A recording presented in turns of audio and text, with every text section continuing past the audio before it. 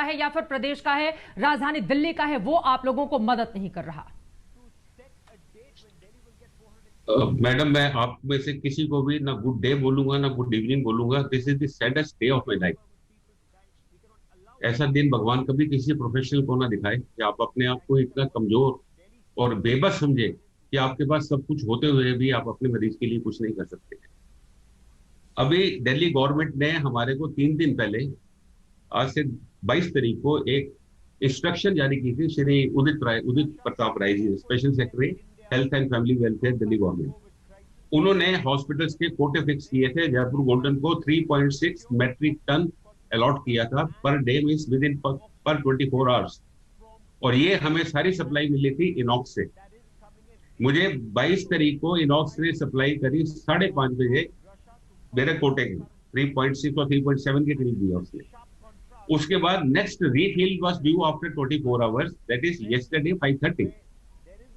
मैंने उनसे चेक किया दोपहर को 2:30-3 बजे, भाई सब कुछ ठीक है, आप भेज रहे हो? हाँ जी, हम कोशिश कर रहे हैं, मिल जाएगा आपको, डोंट वरी।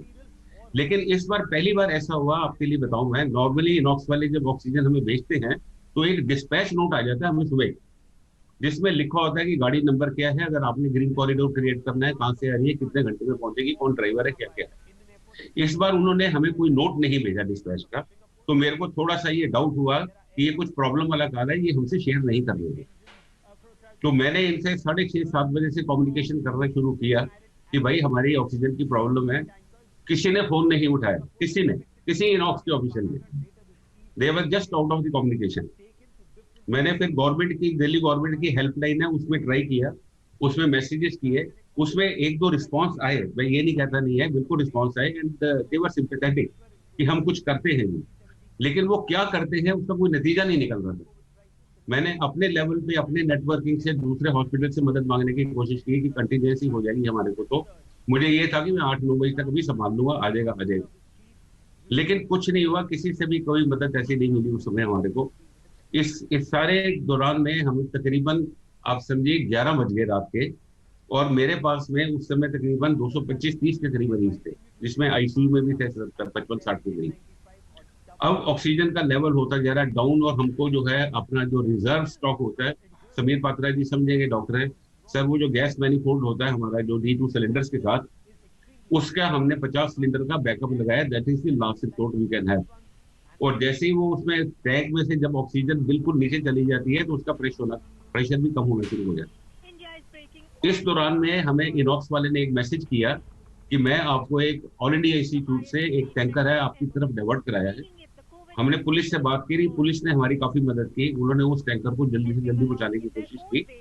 और एक इनके नोडल ऑफिसर के थ्रू मिस्टर जतिन है, उन्होंने एक बोला कि मैंने बाबा साहब अम्बेडकर के आपके लिए एक टैंकर का अरेंजमेंट किया, popup, not tanker, popup in emergency. अब वो उन्होंने किया। इधर से जो काम 15-20 मिनट में अम्बेडकर से आना था, ये सारे चक्कर में 12 बज गए। हमारा रिजर्व भी बिल्कुल डिप्लीट होता जा रहा था। अब जैसे ही थोड़ा सा प्रेशर डाउन हुआ, हम ये टैंकर पहुंचे हमारे पास, तब तक जो है, आज समझिए तकरीबन 20, यस नॉट तकरीबन बट टू बी एग्जैक्ट 20 एक बार पीपल। फिर से डॉक्टर बलूजा, मैं संक्षेप में चाहूंगी, मौजूदा वक्त में आपके हॉस्पिटल में कुल कितने पेशेंट हैं जिनको ऑक्सीजन की जरूरत है, और इस आपके पास समय कितने वक्त तक के लिए ऑक्सीजन की मैडम, मैं उपलब्धता है आपको इस जो वक्त, चीज अगर आप बता रहा बता हूँ वो पाए? थोड़ी सी समझने के लिए बहुत जरूरी है सारे कंटेक्स्ट में। हमारे पास में जो रात को ये प्लीज 20 सर, डेथ हुई, बोलिए बोलिए। With in span of half an hour, जब तक कि हम स्टेबलाइज कर पाए सारे सिस्टम को। और हमें जो इमरजेंसी सप्लाई दी गई वो सिर्फ 1500 लीटर थी। That is 40% of my requirement to be given to me after a delay of 7.5 hours.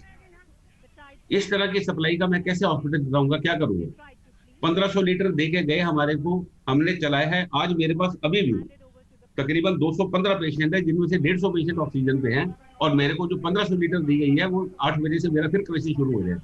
हम सुबह से शाम आवर टू आवर क्राइसिस में ही फंसे हुए हैं। हमें ये नहीं पता हमारा नेक्स्ट 2-3 घंटे कैसे निकलेंगे। मैं आपके चैनल के माध्यम से रिक्वेस्ट करता हूँ, जितने लोग बैठे हैं प्लीज, ऐसे मेरा एक डिजास्टर हम रात को भुगत चुके हैं।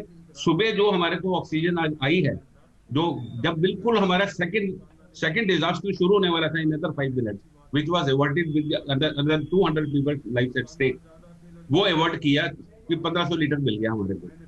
अब ये 1500 500 लीटर आप हमें हमारा जो कोटा फिक्स किया आपने डेली वो हमें दीजिए, हम आपसे एक्स्ट्रा कुछ नहीं मांगेंगे।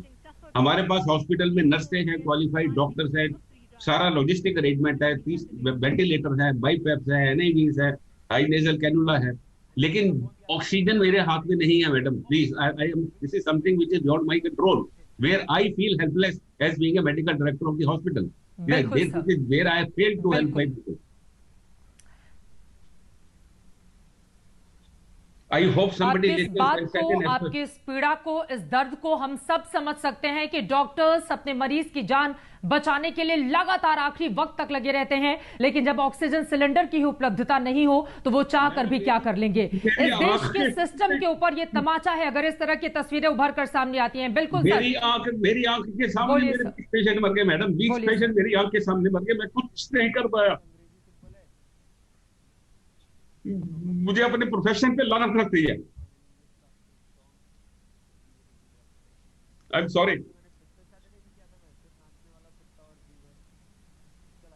Please carry on. आपका ये जो दर्द है इस बात को हम समझ सकते हैं और यकीनन किसी भी डॉक्टर्स के लिए इससे ज्यादा पीड़ा की बात कोई हो नहीं सकती।